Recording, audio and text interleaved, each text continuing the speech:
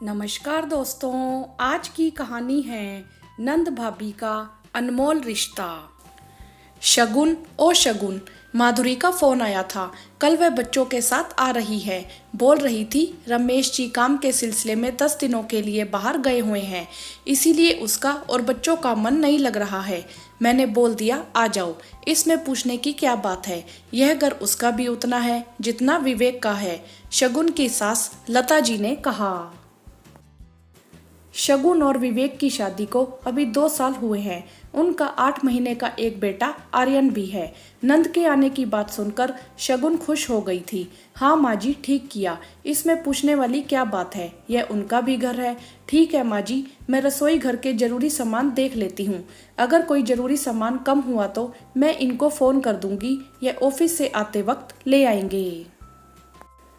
हाँ शगुन, सब कुछ देख लो, बच्चों के खाने पीने में कोई कमी नहीं होनी चाहिए, लता जी ने कहा। शगुन रसोई घर में जाकर कम पड़े सामानों की सूची तैयार करने लगी और पति को व्हाट्सएप पर भेज दिया। साथ ही यह भी लिख दिया कल माधुरी दीदी बच्चों संग 10 दिन के लिए आ रही हैं, इसीलिए यह जरूरी सामान की सूची है, ऑफिस से आते समय जरूर ले आना। पति विवेक ने ठीक है का मैसेज भेज दिया। शगुन इत्मीनान से कल की तैयारियों में लग गई। नंद माधुरी उसके पति विवेक से बड़ी थी। माधुरी के 3 बच्चे हैं, एक लड़की और 2 लड़का जो जुड़वा हैं।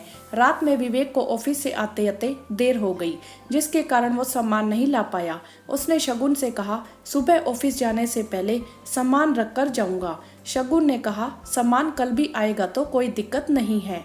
अगले दिन सुबह शगुन जल्दी उठ गई और घर की साफ सफाई में लग गई।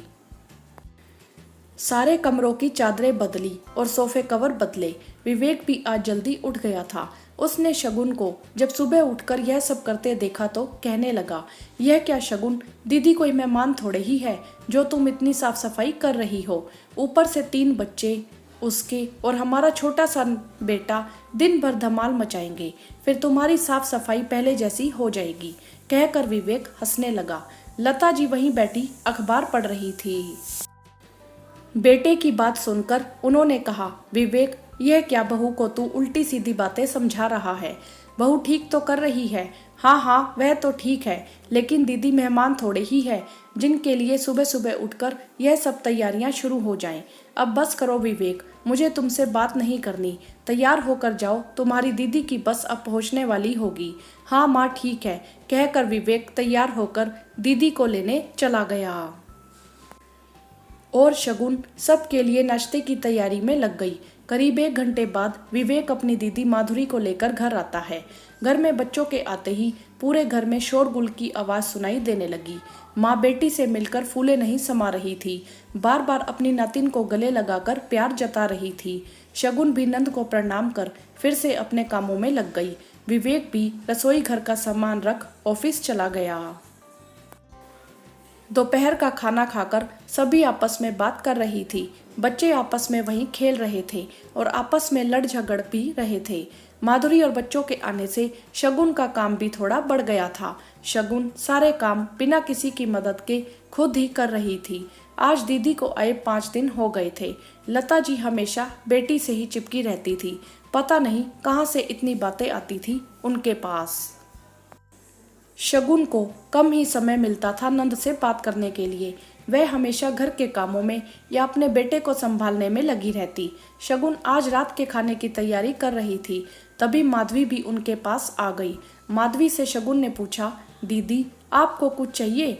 नहीं शगुन, मुझे कुछ नहीं चाहिए, मैं बस तुमसे बात करने आई हूँ। तुम इतनी व्यस्त रहती हो घर के कामों में कि तुम्हें मेरे पास बैठने का समय भी नहीं मिलता। मैंने सोचा है मैं अभी से घर के काम में तुम्हारा हाथ बटाऊंगी और तुम्हारे साथ समय भी। चलो बताओ आटा कहाँ रखा है, आज रोटी मैं बनाऊंगी। अरे दीदी यह आप क्या कर रही हैं, मैं कर लूंगी, आप जाकर माँ जी से बात करिए। मैं इतने दिन से यही तो कर रही थी, पर मुझे ऐसा लगता है कि भाभी के साथ समय बिताना भी जरूरी है, इसीलिए मैं तुम्हारे पास आ गई। चलो बताओ आटा कहाँ है। आटा गूंथ कर माधवी रोटी बनाने लगी और शगुन सब्जी बनाने लगी। बेटी को ढूंढते हुए लता जी रसोई घर में आ गई। बेटी को रोटी बनाता देखकर लता जी को गुस्सा आने लगा। लता जी शगुन पर गुस्सा करने लगी। शर्म नहीं आती तुम्हें बहू? बड़ी नंद 10 दिन के लिए तुम्हारे पास आई है और तुम उससे काम करवा रही हो। माँ जी, मैंने मना किया था दीदी को, पर वह मान ही नहीं रही। इसीलिए शगुन की बात पूरी होने से पहले ही माधुरी शगुन की तरफ से बोलने लगी। माँ, आप शगुन पर गुस्सा मत करो, मैं अपनी मर्जी से यह काम कर रही हूँ। मैं जब से आई हूँ शगुन घर के कामों में इतनी व्यस्त है कि उसको समय भी नहीं मिलता कि वह अपनी नंद के पास बैठकर चैन से 2 बात भी कर सके। और बेटी, तुम इस घर की बड़ी बेटी हो, तुम्हें अपनी छोटी भाभी के होते मायके में काम करने की कोई जरूरत नहीं है। लता जी ने कहा। माँ, ये फालतू की बातें छोड़ो, मैं बड़ी हूँ तो क्या हुआ?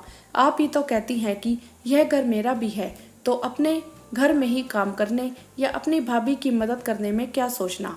माँ, आप जाओ, आर्यन को संभालो, हम नंद भाभी गप्पे मारते हुए खाना बनाएंगे। बेटी की बात सुनकर लता जी वहां से चली गई। फिर दोनों नंद भाभी काम करते हुए ढेर सारी बातें करने लगी। वीडियो को लाइक करें, शेयर करें और चैनल को सब्सक्राइब भी करें। धन्यवाद।